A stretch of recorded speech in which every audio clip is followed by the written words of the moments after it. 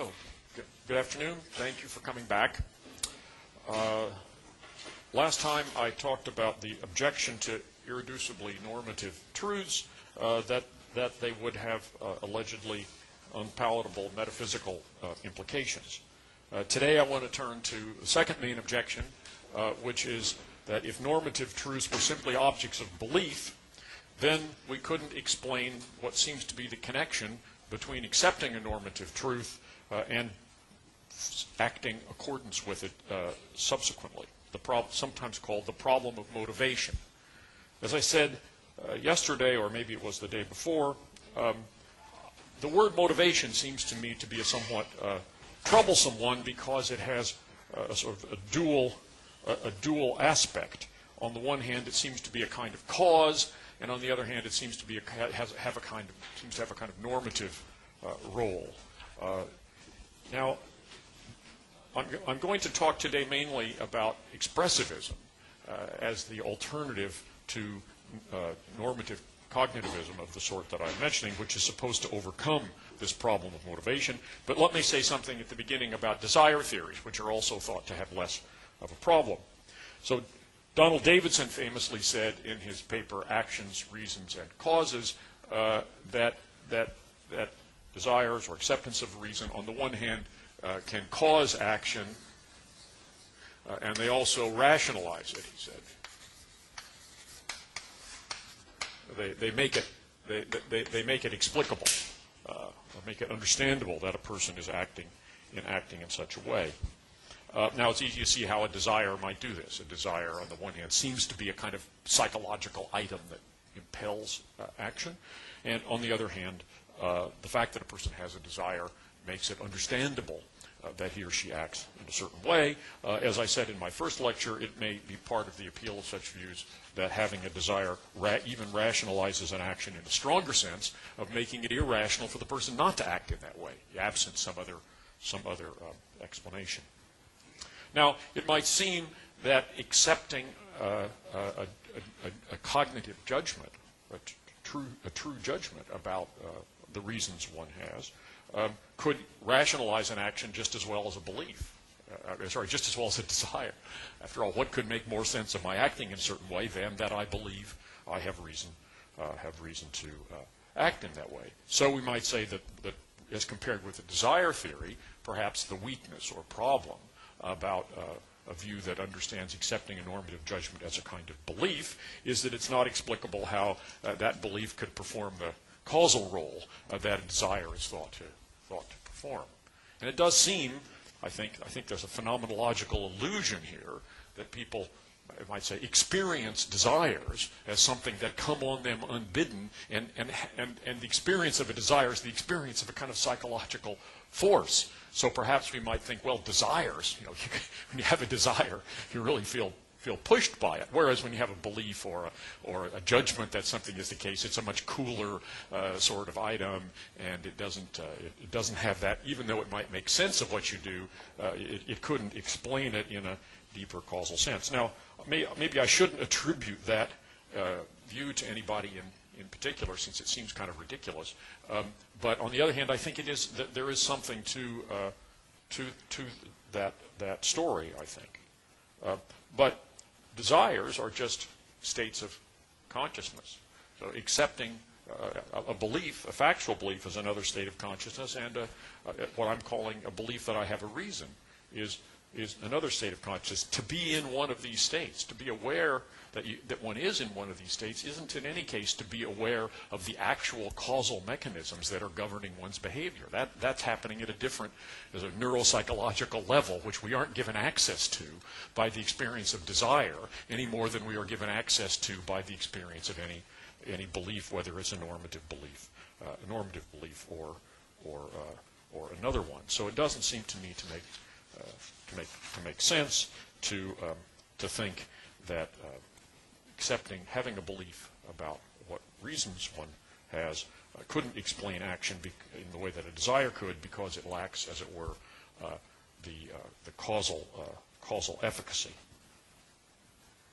Now, I want to say that what explains the link between accepting the judgment that I have good reason to do something, and my doing it is just the fact that I'm a rational agent. A rational agent is a particular kind of entity. For example, something is a rational agent if it's capable of having beliefs about reasons, capable of thinking about what reasons it has for acting and for believing things.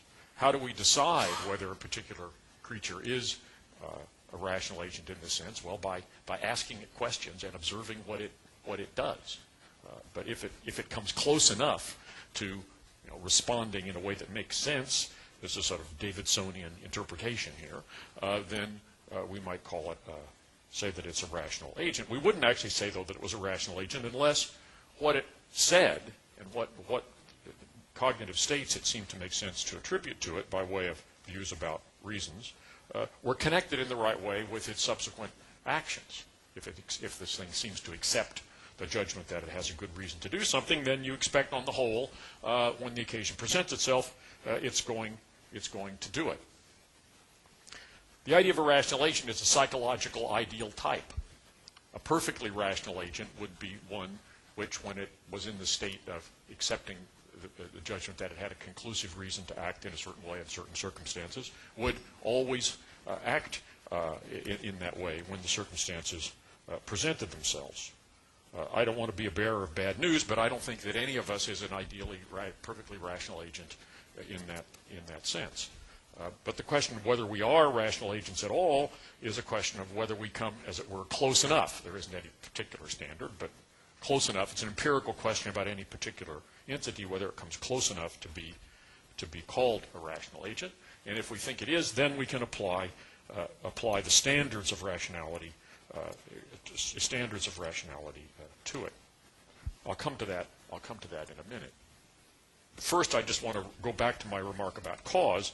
To call something a rational agent is to suppose that it is so set up physically that its outward behavior and its responses to questions and so on exhibits certain kinds of uniformities. We don't know quite what at least I don't think anybody knows very fully what the underlying mechanisms are, but we suppose that there are some.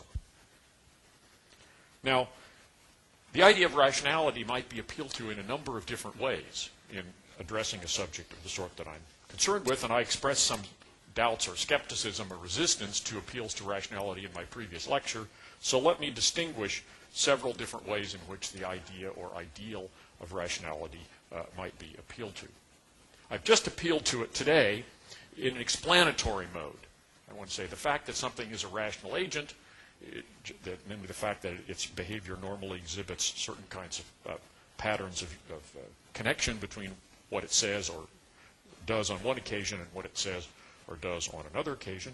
The fact that something is a rational agent explains how it is that its beliefs, it doesn't explain how it is, but it refers to its being set up so physically that when it's in certain kinds of states, that is accepting judgments about reasons, it's likely, most of the time, later on, to behave in a certain way according to those. So the problem of motivation is explained by the idea of rational agency. So rational agency has an explanatory role. I said that the idea of a rational agent is an ideal type. It's something that we can fall short of, and so we might refer to the idea of rational agency as not only in an explanatory mode, in the way that I just did, but also in what might seem to be a normative mode as an ideal that people can be open to a certain kind of criticism for falling short of. It's irrational of me, if I judge myself to have conclusive reason to do something, to fail to do it when I realize that I'm in those circumstances. I think it's an interesting question, what kind of normativity is involved there?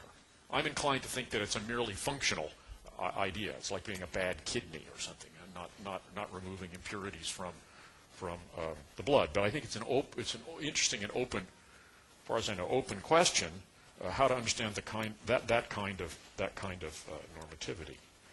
What I was arguing against in my previous lecture was a further, more rigorous kind of normative role for the idea of rationality, namely that the idea of rationality can be appealed to as a source of reasons from the first-person point of view. As a person has a reason to do something because rationality requires it.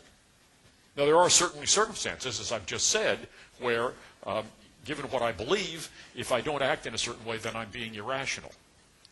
But I think that from my own point of view, the fact that I would be irrational if I didn't behave in the way that I've judged myself to have a reason to do. I judge myself to have conclusive reason to get here by 3:15. But if walking over, I so enjoyed the day that I decided to stay outside, and somebody said, but you have reason to, you yourself think you have reason to get there at 3:15. I said, yes, but what's that to me? So I'd be being irrational. But my view is that the charge of irrationality has no normative force from my own point of view. The normative force, my sense, oh my gosh, I ought to get there, is carried entirely by my acceptance of the fact that I have a reason, a conclusive reason to be here. It's my recognition that I have a reason that is normative, that has the normative weight for me. The idea that I'm irrational if I don't recognize that reason doesn't add to it. That's just a further fact about me that I'm so set up to be a rational agent, so I normally will respond to that, but I don't think that rationality adds anything from my own point of view. This is a controversial view, may well be false, but there are some good people who hold it. Joseph Raz and Nico Kolodny, for example, seem to hold a view of the sort. This is what Kolodny calls a transparency view. So just to give an example of transparency, that is, if I find that I believe two things that I come to realize are inconsistent with one another, you might say, well, I have to change my mind because it's irrational to believe a contradiction. So that might seem to be a case where rationality, the norm of rationality was normative for me, gave me a reason to do something. I'm inclined to think that we don't need to appeal to rationality in that case. If I believe P and then I suddenly realize I believe not P, then I realize I believe something that I also think I have sufficient reason to reject. If I believe P, and I certainly think that's sufficient reason to reject not P, but then I find I believe not P, so in each case I've got something that I see that I have reason to reject, so I got to decide what I'm going to do about those reasons. So it seems to me that the pressure I feel to move off this thing in one direction or the other is entirely explained by the, as it were, substantive, contentful reasons that my beliefs give me, and you don't have to add in the idea that it's a no-no to believe a contradiction. So I don't know whether that's right, but that's the view that I'm inclined toward. If you convince me that it's wrong, it wouldn't ruin my day. But that's the view that I tend to hold. So rationality seems to me an important explanatory idea. It's kind of an ideal type. It's a kind of functional excellence. Whether it also has, in some cases, a stronger normative role for the person in question, I'm inclined to doubt, but maybe that's so. Now, let me now compare the sort of explanation I've offered, the account I've offered of the motivating role, as it's sometimes called, or I might call it the practical significance of normative belief, with the explanation that would be offered not by a desire theory, which I was talking about earlier, but by an expressivist theory. That is a theory that the acceptance of a normative judgment is not a kind of belief, but rather it's the acceptance of an imperative or some other kind of pro-attitude toward behaving in a certain way. One of the main reasons for accepting this non-cognitivist view, rather than a cognitivist one of the sort I favor, is that it provides a better explanation, it's thought, of the connection between acceptance of normative judgment on the one hand and subsequent action on the other. Now, it might be thought that the explanation I've given is an important way question banking, because I've just appealed myself to this idea of a psychological ideal type of being a rational agent, and that psychological ideal type presupposes some underlying causal mechanism which produces certain kinds of uniformity of behavior. So that gets us this part of the story, and then in addition we understand it normatively, so it's supposed to get the second part of the story as well. But maybe I'm just cheating by helping myself to this psychological ideal type. So let's look at alternatives offered by expressivist theories. Well, if you look back earlier than our present day, back say to Richard Hare in the early 1960s, in in the language of morals, Hare offered an imperatival account, or prescriptivist, as he called it, account of moral judgment, and he said that accepting a moral judgment has to involve accepting an imperative, because he said an imperative is the only kind of utterance that is logically tied to subsequent action.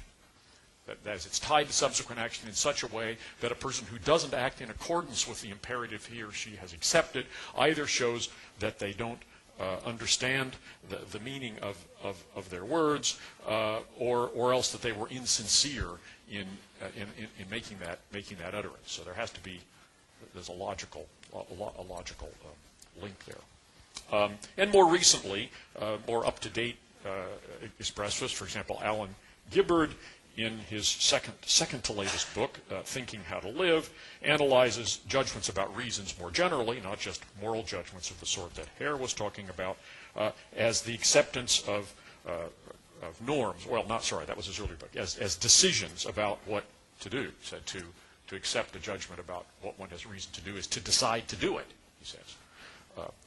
Now, it seems to me that each of these accounts, Hare's older account and Gibbard's newer account, is actually very much like the one I've offered in relying at base on some kind of psychological ideal type. In the case of Hare, we explain the connection between accepting an imperative and acting by talking first about the content of the imperative, and then saying, well, but an agent is capable of understanding language, or may be capable of understanding language and is logical, so they will behave in such a if they're sincere in making the utterance and know what they're saying, then they will act accordingly. So there is a kind of ideal, I might say, linguistic and logical competence that's presupposed. That's how it is that attributing to somebody an imperative figures in an explanation of what he or she ultimately does. And I think something similar is true in Gibbard's case. Gibbard says that to accept the judgment about what I have reason to do is to decide to do it, and so that explains what I subsequently do, insofar as I'm such a creature, I'm so set up that when I've decided to do something, I normally do it, unless I get hit on the head or fall into acrasia. Acrasia is a little bit of a problem for Gibbard. It seems to me anyway. I think probably this just reflects the fact that Gibbard is a better and more rational person than I am. But in my case, there's a considerable difference between deciding that I have most reason to do something and deciding to do it. And there's certainly a difference between deciding to do it and actually then doing it. If you don't believe me, you can cross-examine my wife after, who's very frustrated by my failures on both of these fronts. I say, yes, of course I have. Of course we ought to call the travel agent today. But absolutely. But do I do it? No. Do I even decide to do it? Probably not. So it seems to me there's a certain amount of space there between deciding this is what I have most reason to do and deciding to do it, and deciding to do it and then actually picking up the telephone before I go to bed at night. But Gibbard, being a more rational man, sees these things as more closely linked. But anyway, he's relying on a kind of ideal type, which I admire. But my point is just that that's what it is. So all three of these explanations seem to be relying on an underlying normative conception. It seems to me, I'll come back to this later, that the main reason why, say, Hare and Gibbard wouldn't think of offering an explanation of the connection between accepting a normative judgment and acting that I've offered is not that my view helps itself to some particular psychological ideal type and theirs avoids this, but rather it reflects doubts or skepticism on their part about the very idea of normative truth, which could be the object of a proper belief that would play this role. Now, it seems to me, although this is a debated point, debated not insignificantly on the particular point I've just mentioned, but it seems to me that all three of these explanations of the connection between normative judgment and action, Hare's explanation, Gibbard's explanation, and my explanation, are all equally naturalistic in certain sense. They all explain people's behavior based upon the attribution to those creatures of psychological states that have some kind of physical underlying cause, and so on. And they refer, as I say, to idealized types, that is, to more perfect representations than we normally are, but all three of them do that. And they all three explain things in terms of what I would think of as naturalistic psychological states. The mental state of judging something to be a reason refers to something non-naturalistic. And I think that's the objection people have to it, namely a normative truth. And I think this is the contrast probably that Gibbard, Hare, and Simon Blackburn may have in mind. But it doesn't seem to be accurate to say that the state of mind that figures in these explanations, on my view, is in some way not naturalistic itself. Now, one difference between these non-cognitivist views and my cognitivist one lies in the nature of the ideal type that's referred to. In my case, it's an ideal of rationality that's understood explicitly in terms of the acceptance of judgments about reasons. Their accounts avoid this, appealing instead to plans, imperatives, or pro-attitudes. Another difference is that my account construes the acceptance of a truth about reasons. Excuse me, I lost my place. Construes the acceptance of true judgments of this kind as a kind of belief, as the kind of thing that can be true or false, correct or incorrect, albeit a belief of a special kind, that is to say, one that's linked by the standards of rationality to attitudes other than beliefs.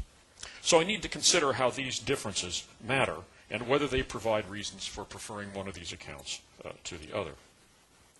First, it might be claimed, as Gibbard does claim, that the non-cognitivist accounts give a deeper explanation of normative attitudes.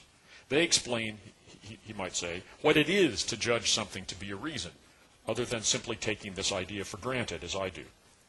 Now, it's true that non-cognitivists do identify normative judgments with states, such as pro-attitudes, acceptance of imperatives or plans, or decisions about the thing to do, that do not explicitly involve the idea of a reason, but which nonetheless have the kinds of implications for subsequent action and attitudes that normative attitudes are supposed to have. So they not only avoid reference to the idea of a reason, they avoid reference to the state of mind of believing that something is a reason, and try to explain that state of mind in other terms. So the question is whether this identification of the state of mind of taking something to be a reason with some other state provides an informative explanation of normative judgment, or whether it actually changes the subject by identifying normative judgment with something quite different. The question of which of these we should think is what Gibbard calls the question of the internal adequacy of a view. Whether the view, in this case an expressivist analysis, as Gibbard says, quote, accounts for everything internal to normative thinking, or at least everything internal to normative thinking that is intelligible. So what does internal adequacy require of an account of normative judgment? Well, it requires at least that an account of normative judgment should explain their distinctive significance for subsequent action and other attitudes. And this is what I've been so far discussing and claiming that my view can do, as well as theirs. But in addition, internal adequacy seems to require two other things. The first is that an account of normative judgments should do justice to the thought that these judgments can be mistaken, and if correct, would be correct even if I didn't think they were. In Gibbard's example, internal adequacy requires us to be able to make sense of a person who thinks that it's wrong to kick dogs for fun and thinks that it would be wrong to kick dogs for fun even if he misguidedly believed that dog kicking was perfectly all right. Second, an internally adequate account of normative judgments should give a satisfactory account of their use in interpersonal discourse, because acceptance of judgments about reasons and considering judgments about reasons doesn't only figure in my personally deciding what to do, it also figures in my giving other people advice about what to do, and I think very importantly, figures in my justifying what I do to other people and asking them to accept that I had sufficient reason, that what they ought to see as sufficient reason for doing it. These requirements pose problems for expressivist views like Gibbard's, insofar as those views interpret making a judgment, a normative judgment, as doing something active, such as expressing an emotion, adopting a plan, or accepting an imperative, that it would seem one can only do for oneself, and as something that has its normative force and efficacy, even for oneself, only when one is actually doing it. Now, Gibbard and Blackburn are both very aware of this problem and have responses to it. But I'll focus here on Gibbard's version of the response, which seems to me to be particularly good. Holding that there is a fact of the matter, independent of us, about what we ought to do, that, for example, we ought not to kick dogs for fun, is, on Gibbard's view, a matter of planning to avoid kicking dogs for fun, and, he adds, planning this even for the contingency of being someone who approves of such fun and who is surrounded by other people who also approve. If you made a video of this, it might be banned in the United States. It recently had some issues about videos of people abusing dogs, but I believe the Supreme Court decided that they couldn't be banned. So we can, the video won't have to worry about this. But I'm not going to engage in any dog kicking. But the question is this intelligible? What does it mean for me to plan to do something, even for the contingency in which I approve, to plan not to do something, even for the contingency in which I approve of doing it? It doesn't seem that one can plan to do something under circumstances while knowing or believing that if one were in those circumstances, one wouldn't do it. How can I plan to do something when I know I'm not going to do it?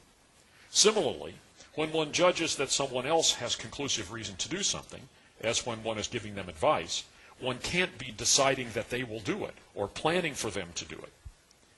On Gibbard's view, what one is doing in such a case is planning to do this thing for the contingency in which one is in that person's situation in all relevant respects. But it seems to me a little strained to speak of planning to do something in a situation that one knows one would never be in. Gibbard recognizes the strain raised by cases of these two kinds. Fully fledged planning, he says, this is a quote, involves both coming to an answer about what to do in certain circumstances and expecting that that thing is what one will really do if the contingency arises. The end of the quote. Cases of contingency planning of the kind he's just mentioned, he recognizes, lack this second aspect. I can say I plan to do it, but I can't actually expect that I will do it when the situation arises. Nevertheless, he thinks that this idea of planning, including contingency planning for situations that will not or even couldn't possibly arise, provides the best explanation of normative judgment. The difficulty that these cases present for expressivist views is related, I think, to the more general Frege-Geach problem of interpreting sentences in which normative judgments are embedded in more complex sentences. All of these problems are related because a central originating idea of expressivism is that mere beliefs couldn't have the practical significance that normative judgments are agreed to have. To explain the link between normative judgment and subsequent actions or attitudes, expressivists say these judgments must be interpreted to involve what I called earlier an active element, such as the adoption of an imperative, a plan, or some other pro-attitude. The problems we're now addressing, the problem of deciding that something would be wrong even if I didn't think so, the problem of giving advice to somebody else, and the problem of embedding judgments in the antecedents of moral judgments in the antecedents of conditionals, all arise from the fact that in these contexts it's hard to think of one as actually doing this active thing. Right? If I'm saying if something is wrong, then you shouldn't do it, but I'm not, as it were, adopting a view about that. I'm not actively deciding, and the same thing happens in the other cases. These are not, I think, special or isolated cases. It's natural to think of judgments about reasons for action as arising in response to the question that an agent confronts and considers in deciding what to do, the first-person case. But judgments about reasons occur just as centrally in interpersonal discourse, as I've said, in cases when we are offering advice or offering justification. Consider first the case of advice.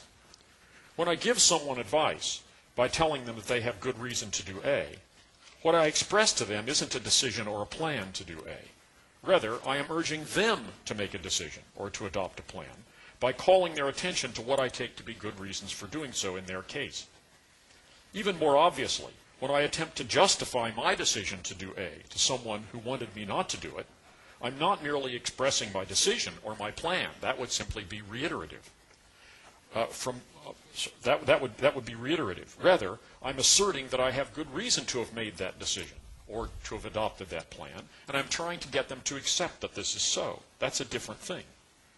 So the operative normative element in what I'm doing isn't the element linking an acceptance of a normative judgment on my part to subsequent action. That was the link that non-cognitivism was originally designed to explain. That's what we were talking about here. The operative normative element in giving advice or offering justification lies rather at a higher level. It includes the normative component of adopting, or the normative force of adopting a decision or plan, or accepting a judgment about reasons. Now, the view that I'm recommending, the cognitivist view I'm recommending, captures this difference. I said at the beginning of the lecture that my view was like expressivist views. Well, I don't know if I did say this, actually. In understanding normative judgments as concerned with our responses to natural facts rather than with those facts themselves. But I added, importantly, that normative judgments, on my view, are claims about the correctness or the appropriateness of such reactions. They aren't identified with natural facts, but they aren't simply responses to them. They're judgments about the appropriateness of responding to natural facts in a certain way. And this difference is crucial. The idea that's expressed in my relation R, which holds when P is a reason for a person in situation C to do A, is a judgment that it is correct for a person in that situation to treat P as a reason for doing A. And this provides a plausible interpretation of what a person says when she advises someone who is in situation C to do A because of P. Whether this is the case, whether P actually is a reason for a person in situation C to do A, is something that people can agree about or disagree about. It's something they can argue about, whether or not they take themselves to be in situation C, and it's something they can make assertions about the implications of by using R in embedding, such as if P is a reason for someone in C to do A, then all hell will break loose or something. Anyway, you could embed it easily. They can do all these things with my relation R without making any decisions or adopting any plans, even though if someone accepts the judgment that P is a reason for someone in situation C to do A, and believes himself to be in situation C, then, insofar as they're not irrational, they will intend to do A, or at least count P in favor of doing A, and will do it unless they have some countervailing reason not to do so. So the cognitivist interpretation handles easily and naturally what's going on when we're giving advice and when we are offering justification.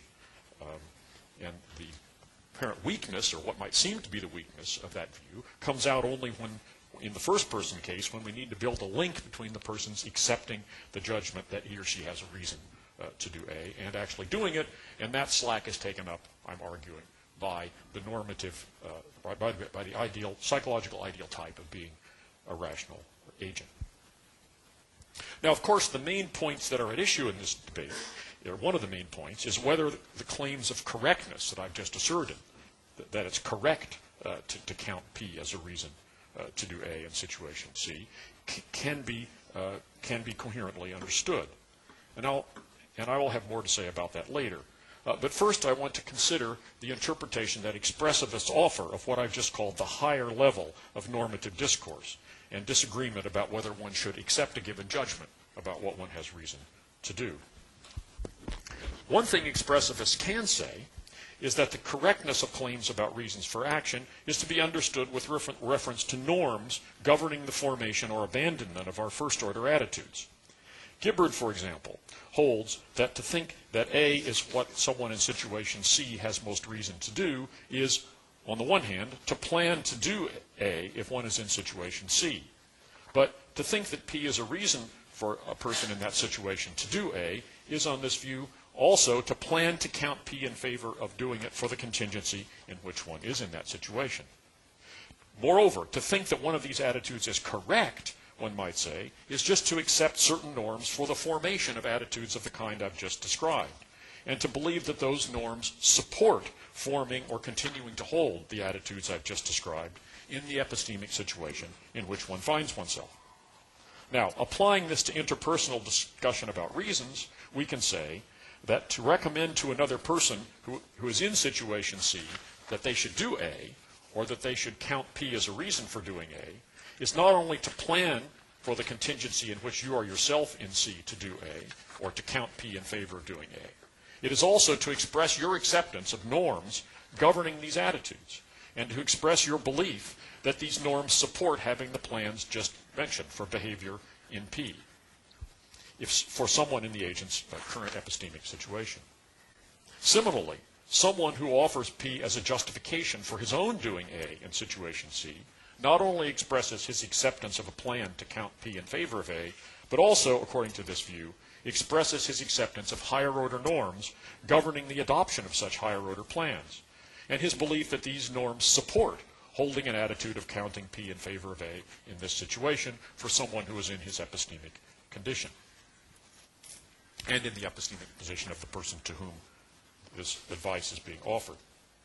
So this analysis does provide a more satisfactory interpretation of interpersonal discourse about reasons than the simpler expressivist account that I considered earlier, which relies only on lower attitudes of accepting imperatives or adopting plans about what to do in certain circumstances. But this more complex account has limitations that are similar to those of the simpler version. These limitations are brought out when we consider the possibility that the person to whom you offer a justification for your action might also reject these higher order norms to which your justification appeals. In offering that justification, according to the expressivist account, you are expressing your own acceptance of these higher order norms about norm acceptance. The other person may claim not to accept these norms, but intuitively, in addition to expressing your acceptance of the norms you are appealing to, you are claiming that these norms, these higher order norms about when I should accept a particular norm about what to count as a reason, are themselves correct. And so this claim can be given the same expressivist interpretation. The expressivist can say that claiming that these norms are correct, in claiming that these norms are correct, you are just expressing your acceptance of yet higher, third-order norms, let's say, which you believe support holding these second-order norms in the epistemic situation in which you find yourself. Since there can be disagreement about these third-order norms in turn, the threat of regress is clear. The regress can be avoided, I think, only by claiming at some level that the relevant norms that you've established are correct, in a sense that isn't to be cashed out simply in terms of your acceptance of yet higher order norms governing norm adoption at that higher level. The same moves and the same limitation arise for the parallel expressivist strategy for meeting the other condition of internal adequacy that I mentioned. This was that an adequate account of normative judgments must allow for the fact that one's normative judgments are independent of the fact that one holds them, and therefore one's judgments might be mistaken. According to the expressivist count I've been describing, the thought that I might be mistaken in thinking that P is a reason for me to do A could be understood as expressing my plan to count P in favor of A in circumstances like mine, but at the same time expressing my acceptance of higher order norms governing the acceptance of such plans, and the thought that it's conceivable that these norms might turn out to support a revision of my current attitude. According to the higher order norms, I should revise my acceptance of the norm, calling on me to count P in favor of doing A in my present circumstances. But it's also intelligible to think that these higher order norms might themselves be mistaken. And one way of expressing this would simply be through the thought that I might come in the future to hold different higher order norms, ones that would mandate changing my attitudes toward P and A. But this wouldn't capture the thought that those attitudes might be mistaken, since it doesn't distinguish between cases that are corrections and ones that involve falling into error. I might in the future adopt, by some kind of conversion to some other view, might adopt higher order norms of norm revision, which are in fact incorrect, and I don't have to now think that they would be correct.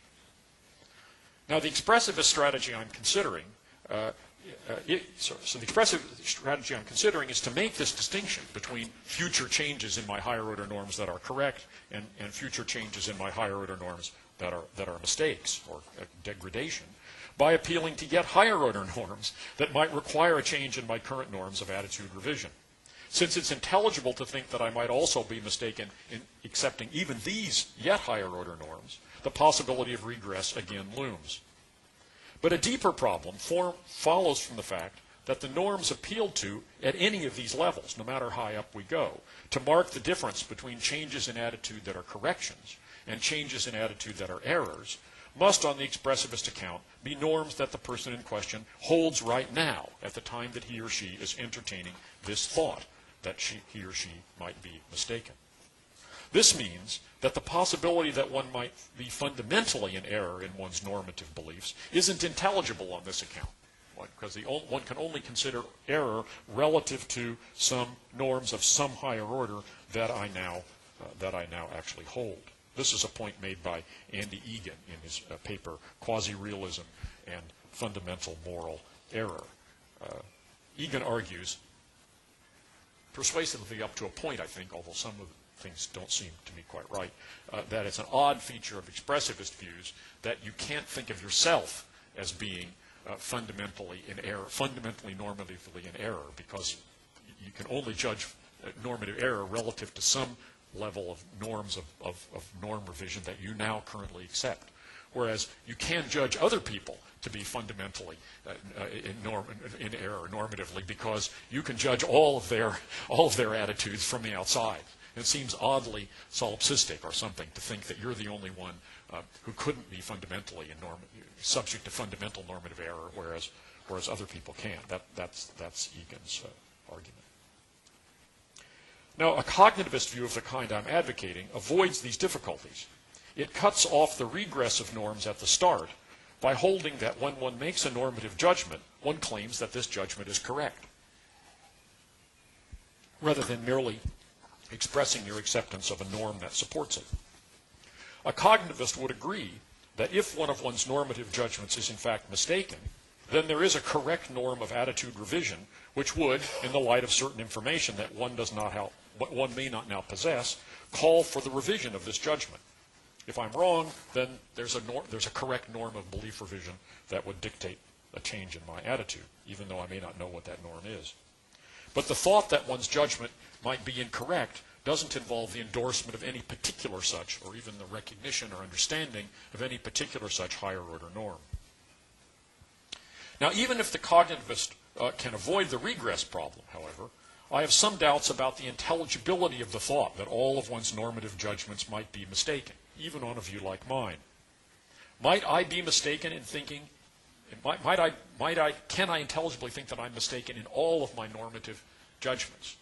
For example, might I be mistaken in thinking that pain is in general to be avoided rather than to be sought? It's not quite clear to me how I could think that I'm mistaken in that normative judgment and, so to speak, in all of my others. In order to think that I'm mistaken normatively, I have to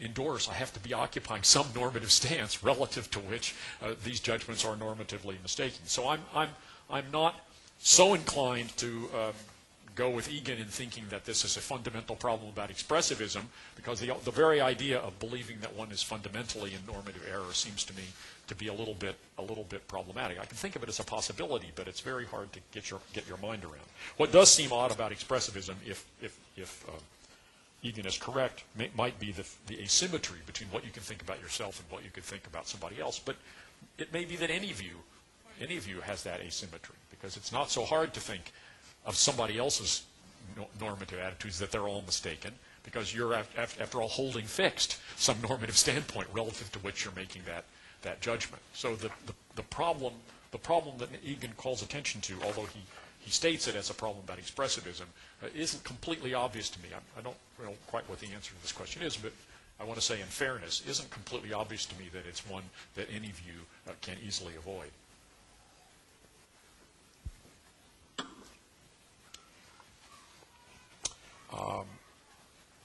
Let's see. The correctness of a normative judgment, on my view, is independent of one's own opinion about the matter, which therefore might be mistaken. This accords well with the natural understanding of interpersonal argument and disagreement about normative matters. Since the correctness of a normative claim is independent of your opinion and of mine, it's something we can discuss and potentially disagree about, just as we can disagree about who was Prime Minister of Great Britain in 1917. This alternative is made available, as it were, by what I argued for in the last lecture, namely the idea that there are normative truths. If there aren't any normative truths, then this position isn't available, which is, I think, why expressivists wouldn't go there. But assuming that I was correct in what I argued yesterday, and it is available, it provides us with a more appealing idea of interpersonal discourse about normative matters. When I'm offering advice to you, it's rather unappealing to think that what I'm doing is giving you a command or deciding for you, or trying to manipulate you into deciding into let's say imitating me or something, exercising influence of that kind.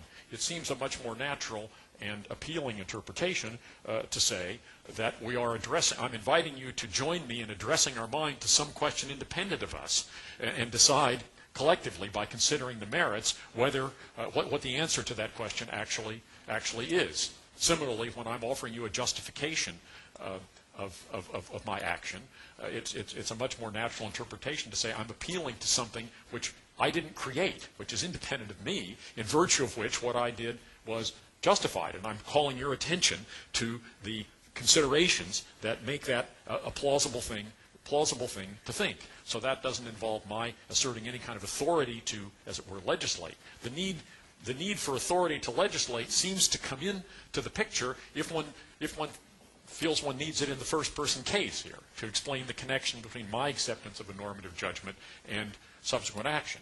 But if you have an independent explanation of that, of the sort I've offered earlier in the lecture, and if you, on the other hand, think that there is such a thing as normative truth of the sort I argued for last time, then it's available to you to give, I think, a more appealing and attractive picture of what we are doing when you and I engage in discussion of normative matters. In these respects, I think, acceptance of a normative judgment is like a belief about some empirical or mathematical question. But many object to interpreting acceptance of normative judgments as a kind of belief. Simon Blackburn, for example, says that this way of understanding ethical judgments in particular is, as he puts it, destabilized by questions of epistemology and of why we should be concerned about the ethical properties of things. Now, I'll take up the epistemological question in my next lecture, but let me say something now about the second point that Blackburn makes, that a cognitivist account is destabilized by the problem of explaining why we should care about the ethical properties of things.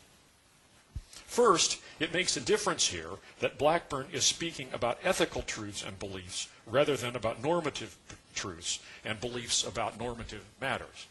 Here I go back to what I said at the beginning of my first lecture. We have a visitor. Anyway, what I said in my first lecture about the shift in metaethics from the period of the 1950s and the 1960s to the present day, which in the earlier period, metaethics was mainly concerned with ethics, discussions about morality.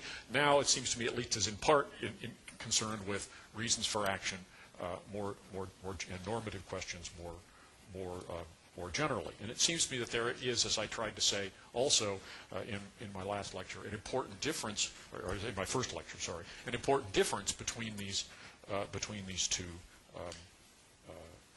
standpoints, because there is an intelligible question of why we should care about the moral rightness or wrongness of our actions. We can step back from morality. Morality presupposes that moral right and wrong is something we have a reason to care about. Settling that it's wrong doesn't yet settle what's that to me, right?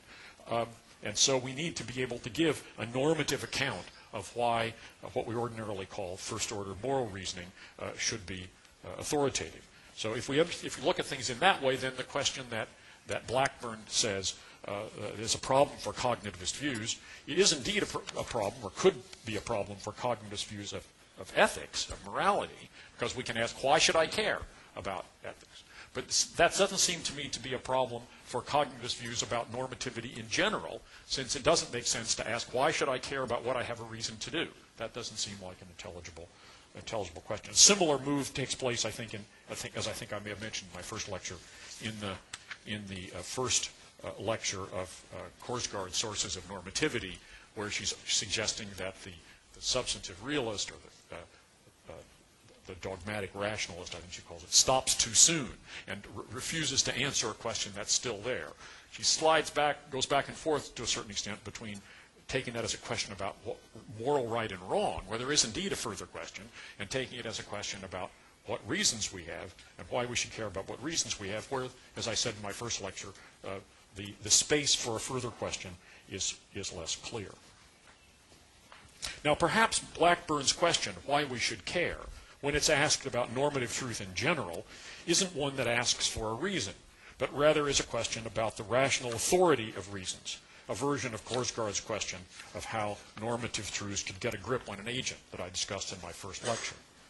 If so, this would support the suggestion I made then that not only Kantians, but also proponents of many other theories, including some desire theories, and perhaps in this case expressivism, believe that the authority of reasons, if they have authority, must be grounded in something that an agent already accepts. As I said, according to Korsgaard, the authority of reasons has to be grounded in the agent's own will, and this might also be true of some expressivists on the interpretation I'm considering, insofar as expressing a plan, adopting a plan or accepting an imperative is an expression of the agent's will. So there is, as I said, a deep divide here. It's true that if P is a reason for someone in C to do A, then the grip that this fact, the reason-giving force of P, has on that person just is, according to my view, the normative relation of being a reason for. Since the question of whether something is a reason is a question one asks oneself in deciding what one's will in the matter is to be, grounding the answers to such questions in the agent's will doesn't seem like a possibility. At least it doesn't seem like a possibility from the agent's point of view. The agent's asking him or herself, what should I do? What is my will going to be? And the thought that the answer to the question has to be grounded in your own will seems unsatisfactory. So although it may sound excessive to say it, the claim that all claims about reasons have to be grounded in the agent's will seems to me to threaten to eliminate reasons altogether. A less extreme and more common way of understanding Blackburn's question would be to take it as a question about how a mere belief about reasons could explain action.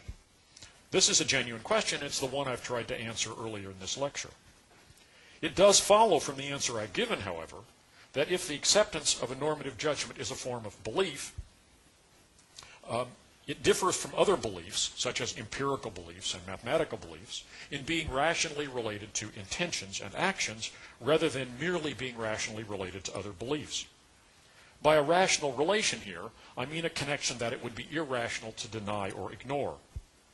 Factual beliefs have a weaker form of rational connection with action, insofar as they are beliefs about things that provide reasons, such as a belief that a piece of metal is sharp, or that a certain substance is poison. A person who has one of these beliefs can be open to rational criticism for not treating that fact, the fact that it's poison, or the fact that the metal is sharp, which he or she believes, as a reason for acting in some appropriate way. But the failure to do this isn't always irrational. It may just reflect normative error. By contrast, it's irrational to judge some consideration to be a reason to do something and then to refuse to treat it as a reason. Now, it might be maintained that if the acceptance of a normative judgment has this kind of rational connection with action, then it's not a belief, since by definition, beliefs don't have such connections. But absent some further argument, this claim seems merely stipulative. Little turns on the term belief, as long as it is recognized that judgments about reasons can be correct or incorrect, independent of their being made, and thus that they behave like beliefs in interpersonal argument and in expressions of disagreement. But arguments have been offered against the possibility of a state, whether it's called a belief or not, that has the features I'm claiming for the acceptance of a normative judgment. So-called direction of fit arguments maintain that no state can have both standards of correctness, can have what's called a mind-to-world direction of fit, and on the other hand have rational connections to intention and action, what's called a world-to-mind direction of fit. This claim has some plausibility as long as the world in question is taken to be the natural world of physical objects, causes, and effects. For any proposition about that world, a belief that that proposition holds has a mind-to-world direction of fit. That is to say, a person is open to rational criticism if he or she doesn't modify this belief in the face of credible evidence that it is false. Any such belief P might be a good reason for some further action. If so, then the person who believes P and fails to treat P as a reason for A is making a normative error and is thus open to a different kind of rational criticism. But this criticism is appropriate only in virtue of the truth of a further normative claim, namely the claim that P is a reason to do A in the relevant circumstances. A person isn't open to that kind of criticism simply in virtue of the fact that that person believes that P is true. So a belief that P is linked to standards of correctness and must fit the world simply by being the kind of state that it is. But it's not tied to action in this same way. Its tied to action has to be, as it were, solidified by a further claim, namely the claim that that fact is a reason for acting in a certain way. But this argument depends on the assumption that the belief in question is a belief about the natural world. If it's not, if the relevant standard of correctness isn't fitting with the natural world, but is some other form of correctness, then the second half of the argument fails. It could still, if in particular the belief in question is a belief that P is a good reason to do A, then it's simply true in virtue of being the kind of state that it is, being a belief that P is a reason to do A, and not in virtue of any further normative fact, that a person who has that belief would be irrational in failing to behave in a certain way. So the plausibility of the argument that a state can't have both mind-to-world and world-to-mind direction of fit is limited to cases in which the world that the belief is supposed to fit in both cases, is the natural world. The tendency to think this argument rules out interpreting normative judgments as a kind of belief is thus another instance of the tendency I mentioned in my second lecture, to identify the set of all things that are independent of us, about which our opinions can be correct or incorrect, with the natural world. Nonetheless, there are reasonable questions about how the idea of correctness that is supposed to apply to normative judgments is to be understood. On expressivist views, the essential content of such judgments is simply given by some active element, such as my adoption of a plan or my acceptance of an imperative, which renders these judgments incapable of being true or false.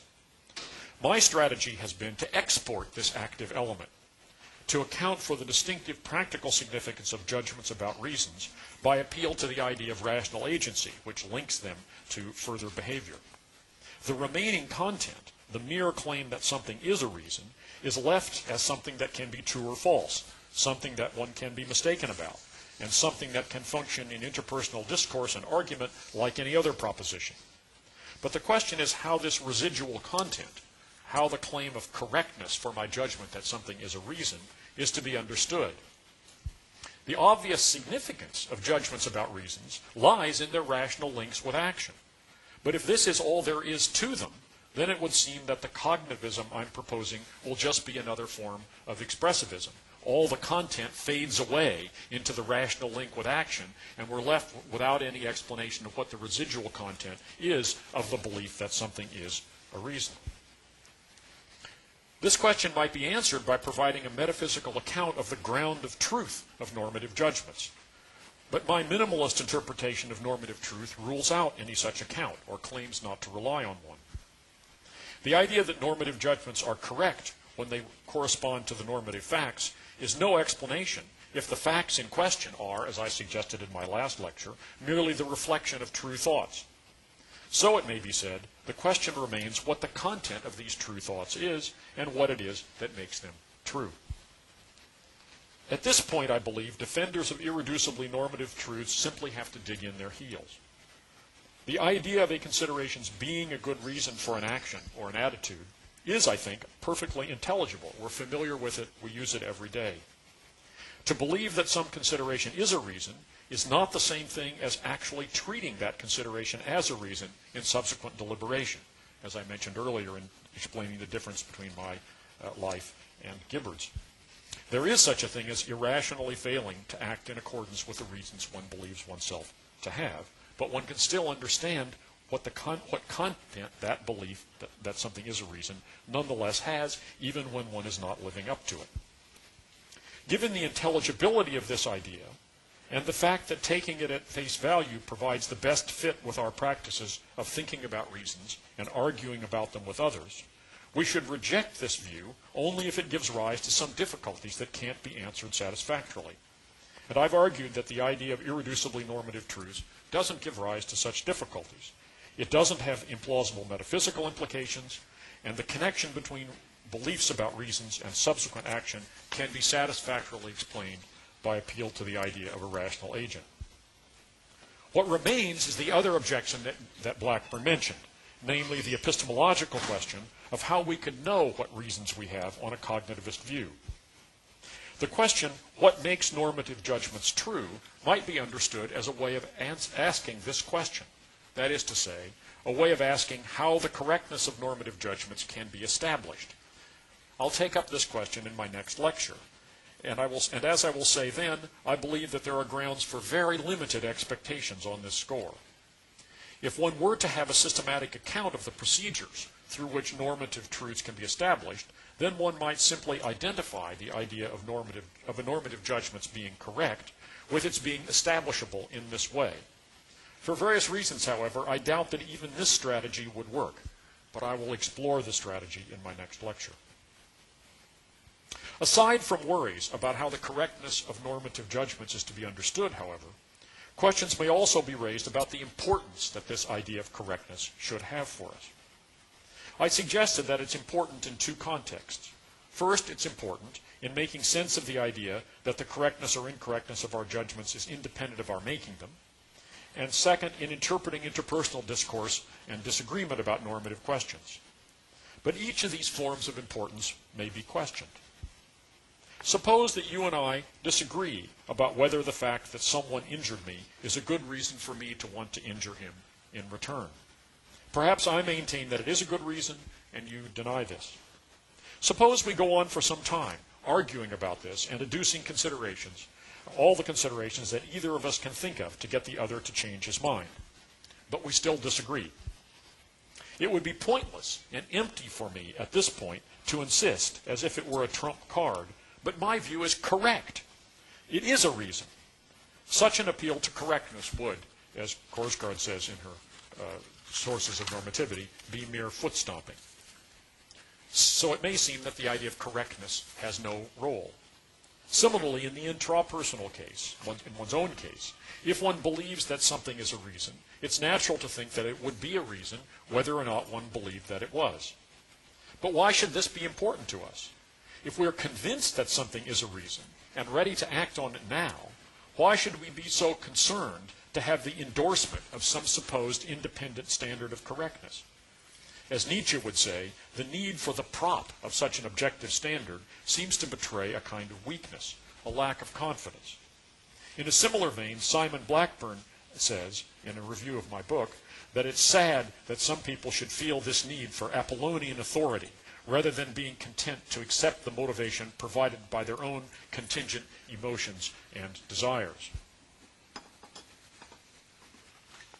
As I'll say in my next lecture, I think there are cases in which the interpersonal version of this worry points toward a genuine issue, that is, the tendency to appeal to bogus authority in trying to convince others. But neither of the worries seems to me to provide grounds for rejecting concern with the idea that normative judgments can be correct or incorrect. To insist at the conclusion of an unsuccessful attempt to persuade someone that your normative judgment is correct is indeed unhelpful. But this is equally true when the disagreement is about some matter of empirical fact. If I can't persuade you about whether global warming is real, it doesn't help at the end of the argument to say, but I'm right, it is real. It's equally foot-stomping in the empirical case as it is in the normative one. So this doesn't show that the idea of correctness is misplaced or is better done away with in the normative case. Moreover, the idea that when we disagree about a normative question, there is some fact of the matter we are disagreeing about, independent of each of us, and which neither of us has any special authority to determine, provides, I've argued, if anything, a more attractive situation, a picture of the situation, than the idea that each of us is simply trying to get the other to go along with what he already thinks. Of course, the fact that this interpretation of what's going on when we disagree is attractive, if it is, isn't any reason to think that it's true. That normative judgments must be correct or incorrect. There must be a standard there because that would be a nicer or prettier way of understanding our relations with each other. My aim in mentioning the attractiveness of this idea, however, was just to rebut the suggestion, which I took from Blackburn, that to be concerned that there is such a notion of correctness always betrays a desire to claim some implausible and unattractive kind of authority for one's opinions. Nor, when several alternative courses of action seem appealing, does it indicate a kind of weakness to ask oneself which one really has more reason to do. The idea that this is a kind of weakness may derive from thinking that being concerned with the correctness of one's normative beliefs involves looking for some kind of authority, some standard outside of ourselves that will tell us what we ought to do so that we don't have to decide. But this idea of an outside standard is a misleading metaphor. For any outside standard, in the form of a set of principles or precepts, there is always the question, why do that? Is it actually correct? But when I arrive myself at a conclusion about the correctness of a normative judgment, such as the judgment that I really do have reason to do what will save my life or to avoid pain, there is no such further question. These conclusions carry their own normative authority, as it were. They don't need to derive it from some further source. The question of correctness is the question of why they do have this authority, whether the considerations in question really are reasons. There isn't any further question beyond this one. But there are serious questions about how that question can be answered, how I can be justified in concluding that a certain claim about reasons is correct. And I will return to this problem in my next lecture.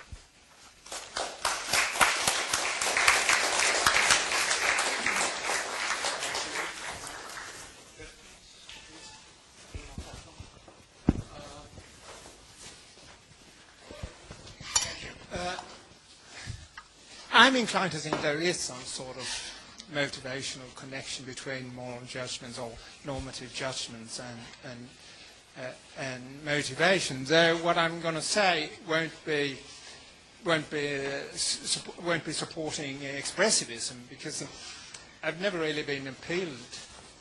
Expressivism has never really appealed to me, because I think moral judgment in many ways seems to be true and false judgment, and I think the best explanation of that is simply that they are true and false judgment. But anyway, to show that this sort of objection, it's sort of an objection to your view, but it doesn't support expressivism. Okay. And it takes its departure from the sort of analogy that John McDowell and so on pursued between secondary qualities and values. And in the case of a judgment like X is red, it seems that that judgment can't possibly be true if it would look red to nobody. It has to look red to somebody in sort of everyday or sort of conditions or something like that. So that seems to be a necessary condition of its truth. On the other hand, I mean, suppose something looks red to everyone who has the capacity to see red. It looks red to everyone in sort of usual circumstances. In that case, it seems it has to be red. The surface has to be red. So that seems to be a sort of logically sufficient condition.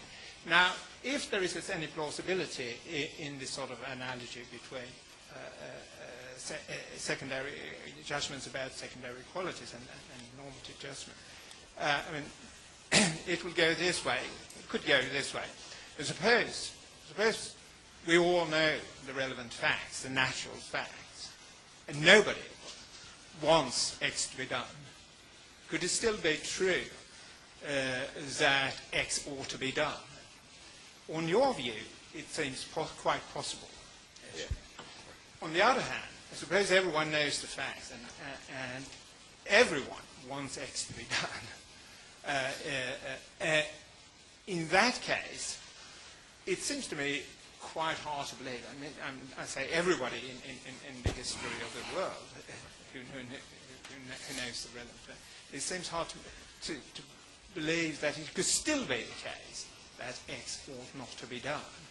So, but I take it that your view, your externalist view of reasons, would be compatible with everyone sort of being deceived all of the time. And that seems sort of a quite difficult to believe, it seems to me. This point seems to be sort of related to an objection externalists would make to people who deny that sort of view about when they appeal to aberrant desires. So when they appeal to what? Aberrant. Aberrant desire. Yes. Right. Like a sort of future Tuesday indifference and things right. like that. They would say, well, it's possible that somebody is irrational, although they don't make any factual mistakes. But if you add to the case that everyone sort of has a certain attitude, would it still be possible to say that that attitude is mistaken? You see what I'm sort of... Right. Okay. Good question. First, it seems to me that although there's much to be said for the secondary quality analogy, there are also important differences. And the first important thing is that discussion about colors is, at the very basis, about our experience. It's about how things seem to us. It's about, to call something red has to do with how it's going to look to us. And if you think that there can't be any normative truths, then it's natural to think that claims that purport to be claims about normative truths are really claims about our experience, about our response to something else.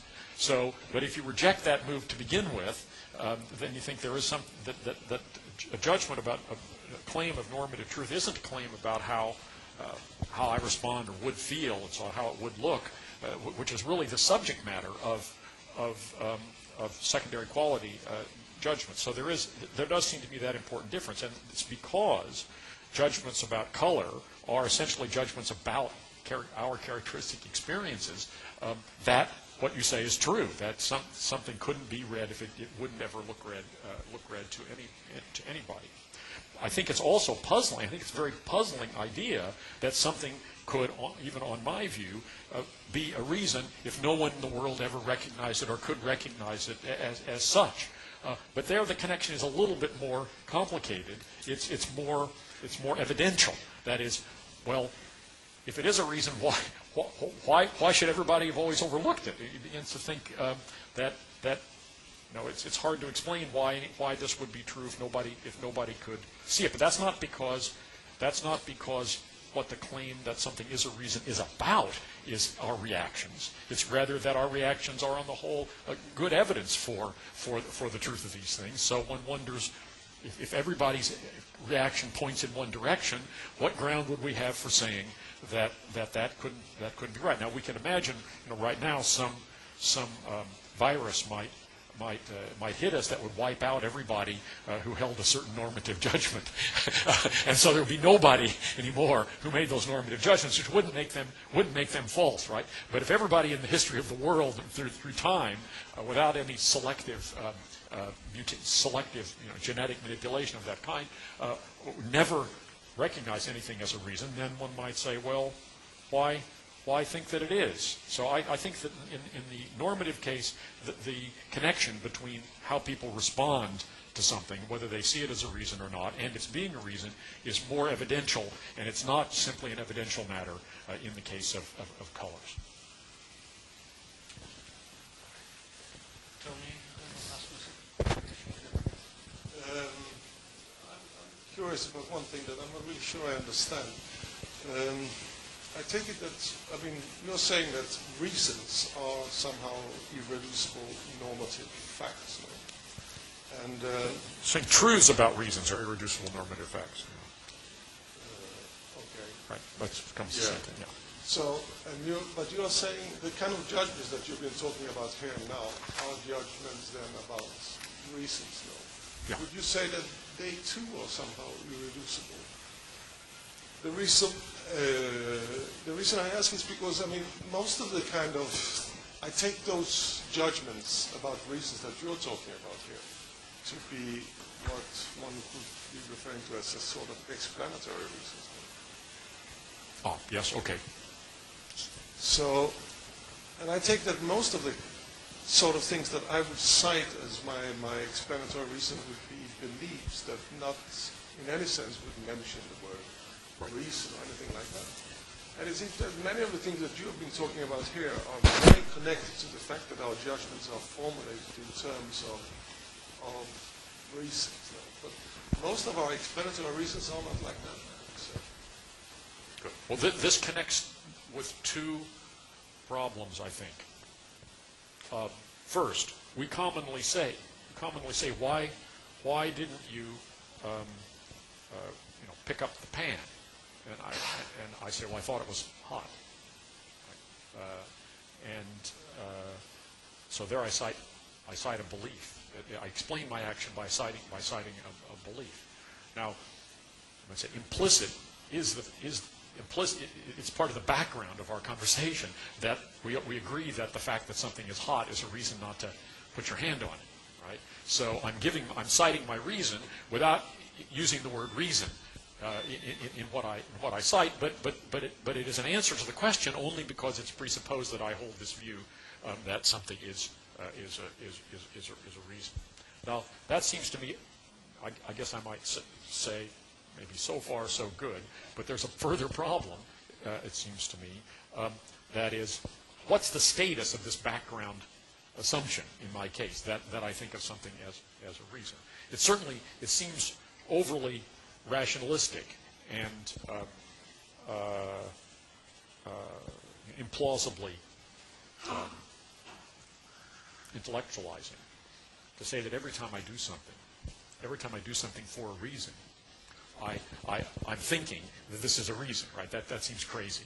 That's the second problem that you raise. So there needs to be, on my view, some kind of proto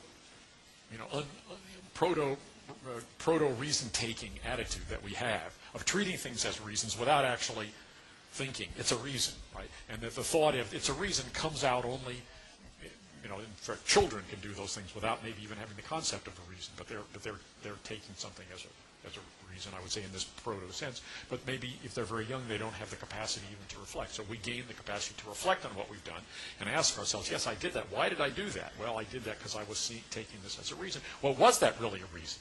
So the full-blown relation R typically comes out only either on reflection on what we've done or in deliberation about the future, where we're trying to weigh things and consider them. So in order to have a psychologically plausible view, I have to think that the explicit thought, P is a reason for somebody in circumstances C to do A, is something that characteristically comes to mind only in reflective and particular kinds of circumstances. But it is the rise to consciousness and reflection of some kind of state that is there implicitly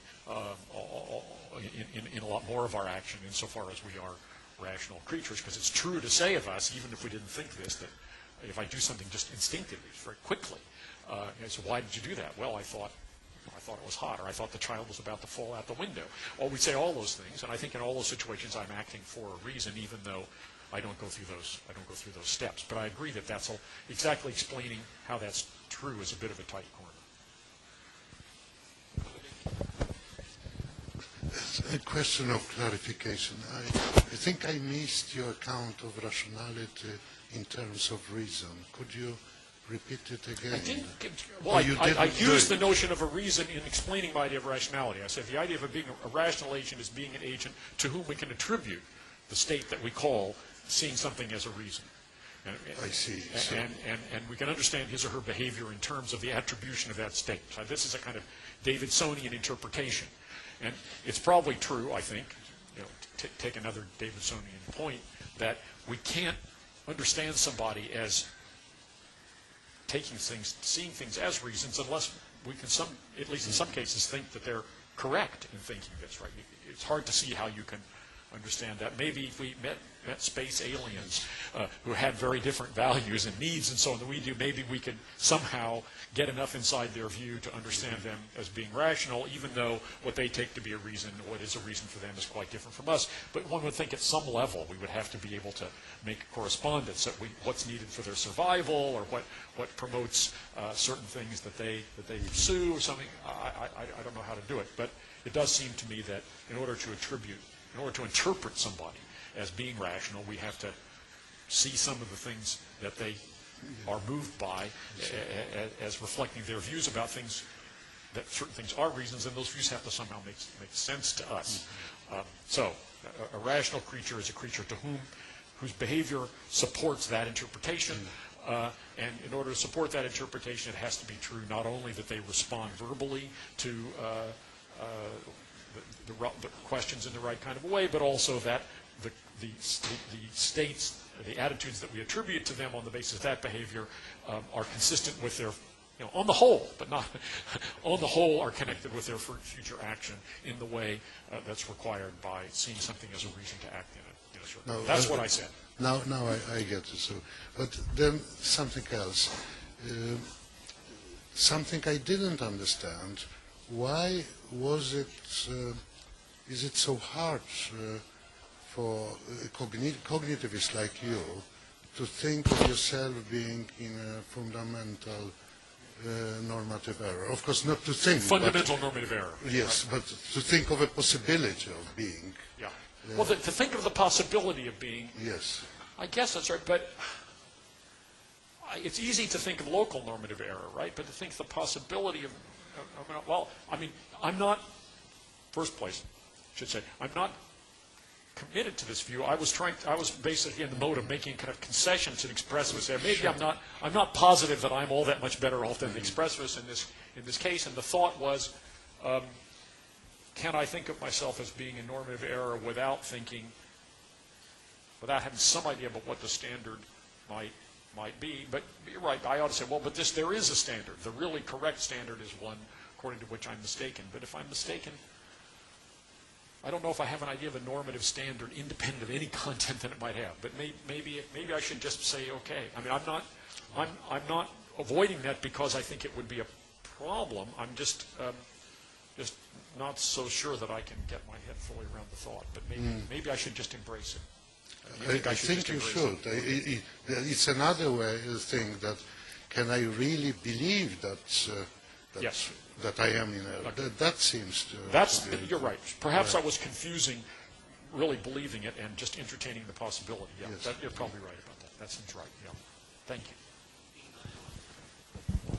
Another question of clarification. Mostly when I've been listening to, I've been sitting having, so to speak, ethical examples, ethical situations in mind. But now I wonder, how wide is your concept of normativity when you have this, the actions, you have a variable in your formula. Could the action to accept a proof in mathematics, could that be an example? Of course, you have reasons to accept the proof or reasons not to accept and so on. Oh, the simple question is, how wide is your concept of normativity? I guess in prudence in a rather wide sense. And, yeah. In principle, I want to certainly definitely want to include epistemic rationality and justification of belief as being normative. I don't myself have an account of that or a full understanding of how it's related to, this sort of came up last time, of how it's related to reasons for action. I used to think that there was much greater similarity, and I'm now not so certain about it. But on the whole, I would say, yeah, I certainly want to say yes, and I want to say that reasons for belief are normative in just the sense that reasons for action are. I think it's one of the things that seems to me to be changing in the philosophical climate. Maybe I'm wrong about this, but anyway, there seems to be much more discussion in epistemology of the normativity of belief than there was, say, 30 years ago. But anyway, whether that's true or not, it seems to me to be the right kind of thing. Ingmar again. Yeah. Right at the beginning, you compared yourself to Alan Gibbard in respect of rationality. Right. And you said on his account, when we have decisive reasons or whatever, very good reasons and so on, we decide. There's no space. But in your case, you think there is a sort of space. You can sort of regard yourself as having, say, decisive reasons to call the travel agency or whatever. You still find you don't do it. You don't decide and you don't do it. Now, if that is the case, what is it that makes you do it? Because that would seem to be some sort of non-rational thing that moves you to act in accordance with reasons. Good. And that seems a bit unsatisfactory. Good. Very good. Yes. Good. I'm glad you asked. Yeah. Good. So, just going back to the Gibbard case, I wasn't contrasting exactly Gibbard's view with mine. I was contrasting myself with an ideal sense of Gibbard, who I regard as a particularly rational man. But the question, so I accept.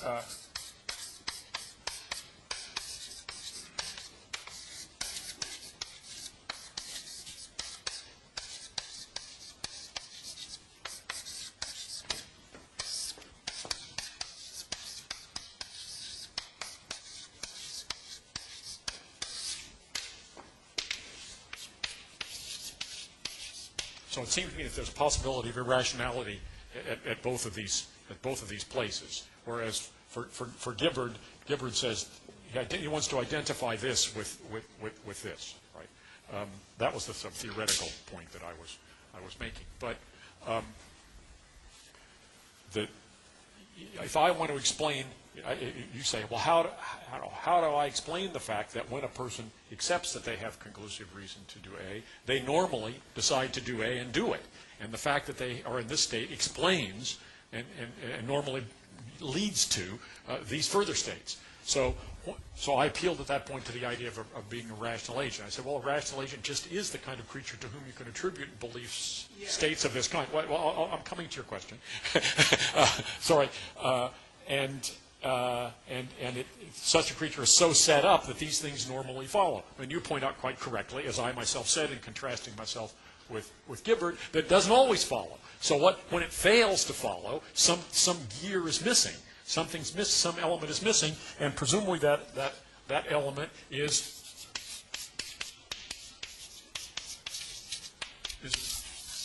motivation, right? I fail to be, if I decide to do it, but then I don't do it, it's a failure.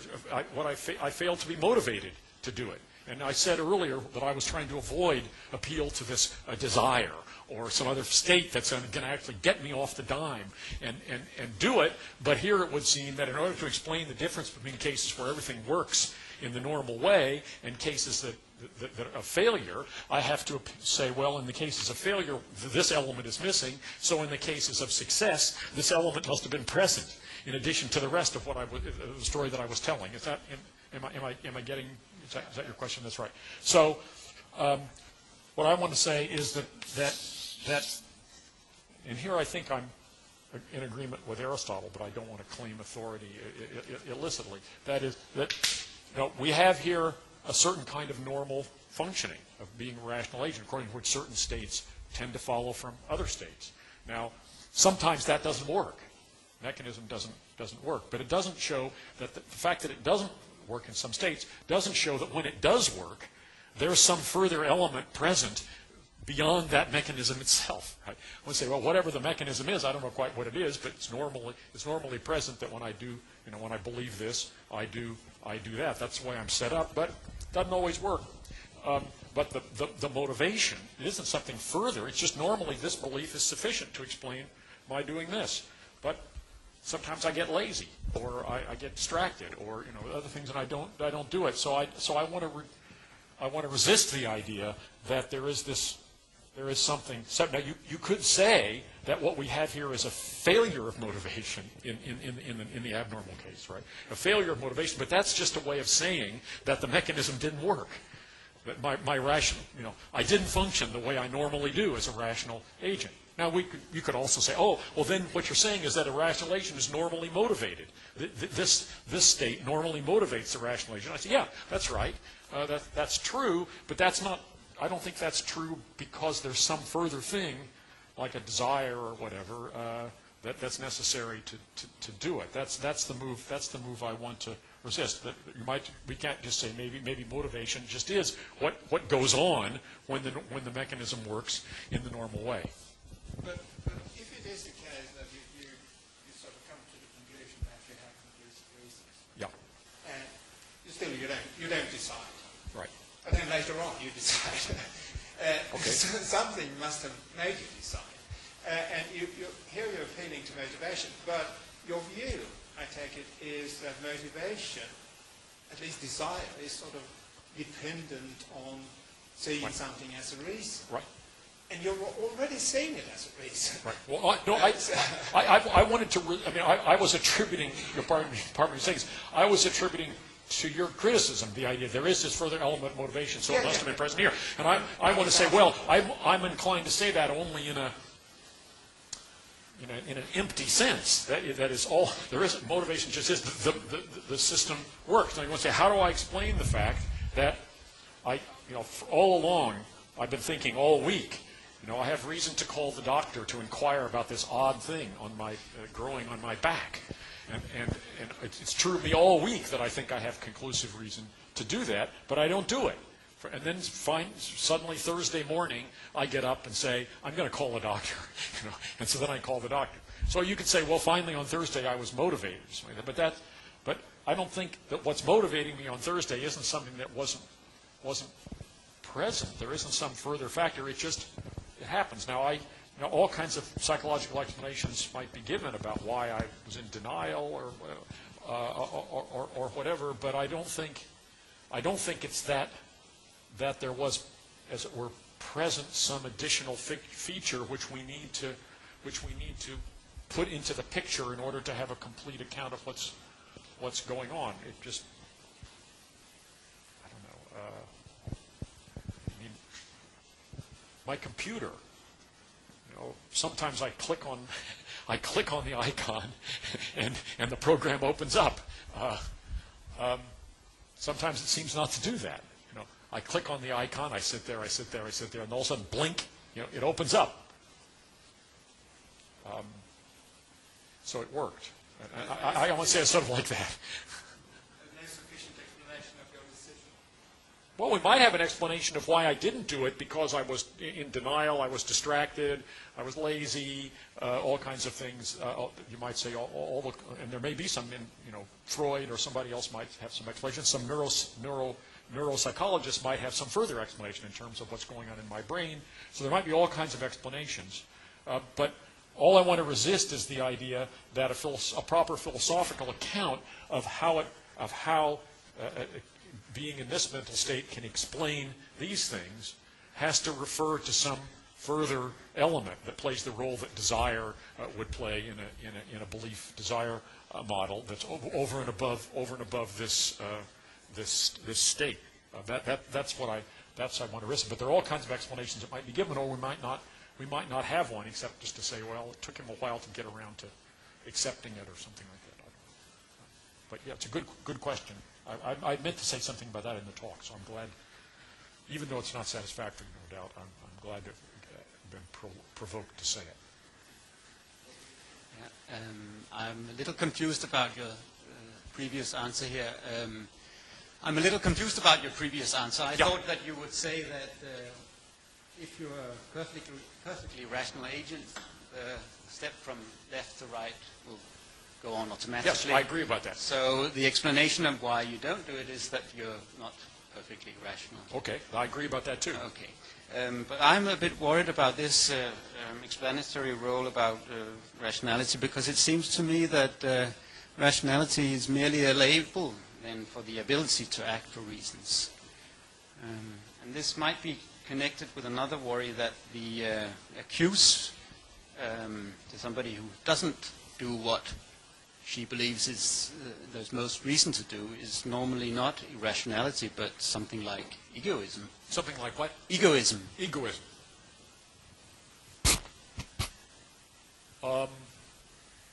So you mean the person who sees that they have reason to send money to charity, for example, but doesn't do it because they want to spend the money on ice cream?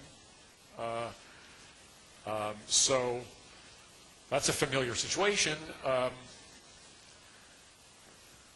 So we might say, how does that fit this model? Well, in the model I was imagining wasn't that I didn't call the doctor or call the travel agent because there was something else I was tempted by that conflicted with it, but just that I was putting it off. Right?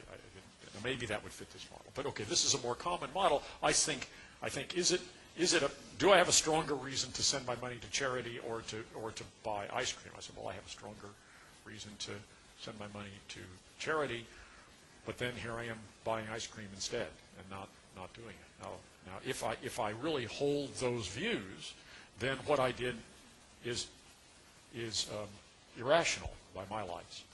Whether it's immoral or not depends upon whether I was right that I'm morally required. But let's leave morality out of the picture. Just say we can make it not a moral reason. I'd say I have more reason to buy one thing than to buy another. We could make it all. I think the contrast between egoism and something else isn't necessary. You can make it within egoism. It can be imprudent. I think what I have more reason to do is to invest my money for my future, and instead now I will spend it on ice cream or something like that. So I think that the moral thing isn't there.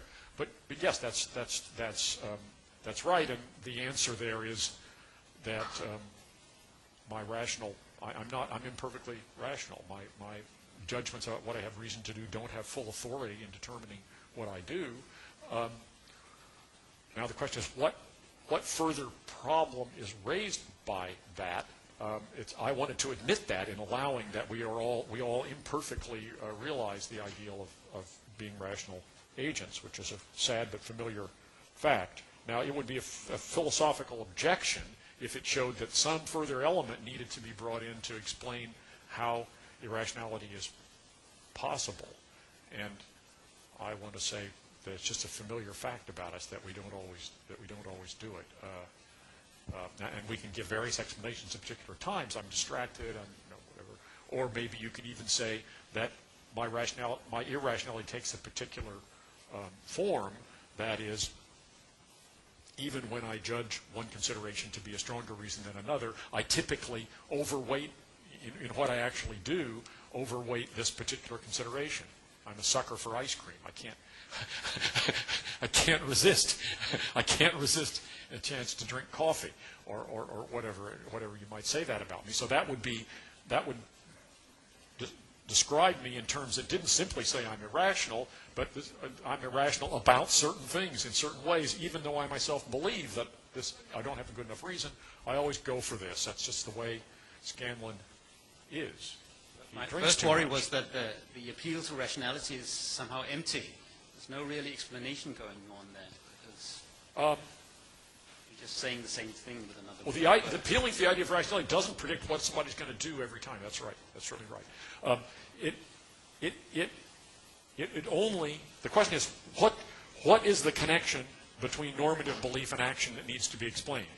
And I think the connection is, how is it that a person's normative beliefs could be usually connected with action? How is it that the fact that a person has a certain normative belief could explain what they do? And I think the idea of rational agency provides that explanation. It's a certain characteristic type. Now, it doesn't enable us to say anything. In order to have a prediction about what a person's going to do, you have to not only know that they are rational to a certain extent, but also they have certain tastes, they have certain strengths and weaknesses. So that's a different enterprise.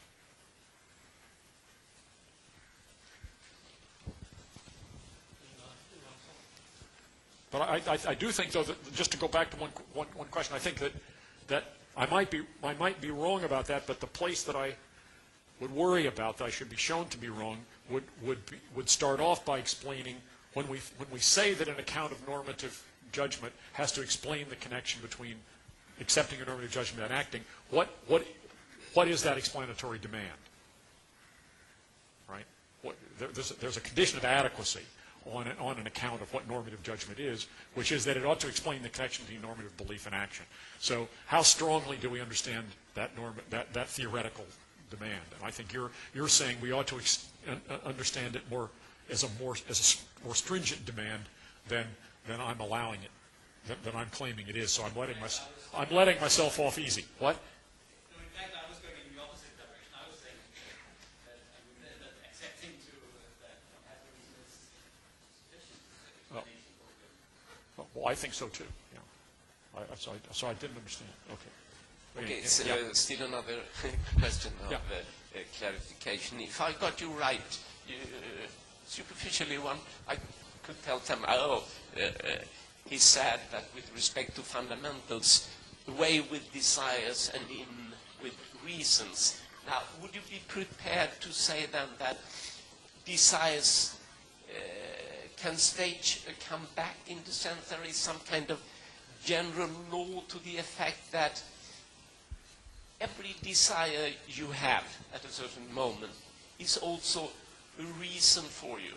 So if I am hungry, then I have a reason to eat. And you see immediately how this example here can be expanded in various directions. Right. So, yeah. Right. Well, this goes back to what I said in my second response to Tony, I think. That is, what I want to say is that typically having a desire involves seeing something as a reason. So to have a desire for something is to see something about it as worth going for, as attractive. So it's not that desires are reasons. It's rather that desires involve seeing things as reasons. Now this is how it's connected with what I said to Tony. One has to water down the idea of seeing something as a reason. It can't be there in its full form, because I don't use, not every time I feel a desire I don't employ the concept of a reason, and I can have a desire without maybe even having that concept. But so we have to appeal to this sort of proto concept. But that may seem to be giving the game away. Sorry. Yeah.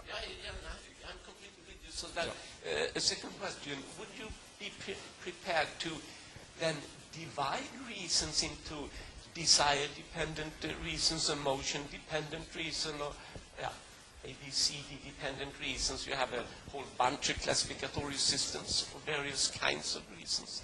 Well, this gets into the question, what I called earlier, the question of optionality. I think that some reasons may be, in a way, dependent on desires in this respect. That is, here I'll mention three categories, because desire is a kind of catch-all term. And sometimes the fact that I desire something, say the fact that I'm hungry, is a sign that I would enjoy it. So I think there's an evidential connection. So the reason is provided by the future enjoyment of the food, or the pleasure of drinking, if it's a case of thirst, and the present state, which we're referring to as a desire, is an indicator that the agreeable future state of consciousness would be forthcoming on that occasion. It's no point eating when you're not full. You don't really want to eat, so you have maybe some other kind of eating for nourishment. But I have a certain kind of reason for eating when I believe that it would be pleasant to eat. And what we call one kind of desire, I'd say, from being hungry is a sign that I have that kind of reason. So that might be thought of as a desire-dependent reason, but isn't quite desire-dependent. The reason is dependent on some condition that I'm in, and what we're calling a desire is an indicator that I'm in that position. A second kind of case is a case in which having a desire is more like having an aim or a plan.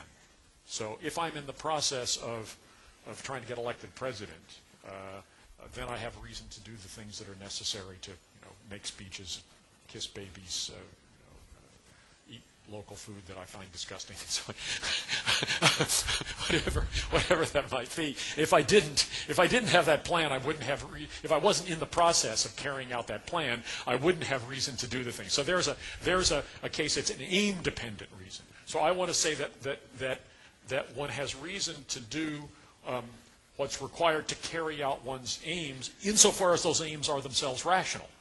So not just any aim does it, but still, among the various rational aims I might have, if I have some of them and I don't have good reason to abandon them, then I have reason to do what they require, and so that's a second kind of thing. Okay. It I have a question relating to your lecture yesterday. So you presented this idea of existence being relative to domains, Yeah. and but at the same time said that, well, okay, we have a certain domain, and then within this domain we can ask and answer the internal questions about existence, but we can also pose external questions about the domain, and then we sort of take an external perspective though, and ask questions. So is there a point to this? But what I wonder if the domain of reasons doesn't have a special position here, that you cannot really take this external perspective on that domain, because the questions that you would pose in the external perspective would be the questions, is there a reason to assume those things and so on. So there is a certain inescapability of that domain that makes it different from maybe all other domains, including the domain of natural world, because there people like phenomenologists would say, well, we can put it into parentheses and then ask external questions, but that is not doable with... I think I do believe that, and I might put it by in an offensively aggressive way by saying that metaphysics isn't first philosophy, that the first philosophy is normative. Yeah. That would be a way of putting it. I don't know whether that's right.